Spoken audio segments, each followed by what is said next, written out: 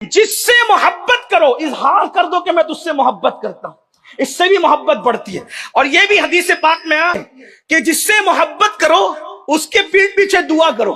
منہ پہ بہت بڑبڑ کرتے رہتے ہو، پیٹھ پیچھے تو بہت کچھ گالیاں دیتے ہو، پیٹھ پیچھے دعا کرو۔ فائدہ کیا ہے؟ آدمی جب اکیلے رہتا ہے تو خود ہی کے لیے خوب مانگتا رہتا ہے، کہ جب تم کسی کے لیے، مسلمان کے لیے پیٹھ پیچھے دعا کرتے ہو تو اللہ ایک فرشتہ تم پر موکل کر دیتا ہے، تم اس کے لیے جو مانگتے ہو فرشتہ تمہارے لیے وہی مانگتا نظر آتا ہے۔ کہاں تیری گنہگار دعا، کہاں اس معصوم کی دعا؟ تم لوگوں کے لیے جو مانگو گے فرشتہ تمہارے لیے وہی دعا کرے گا۔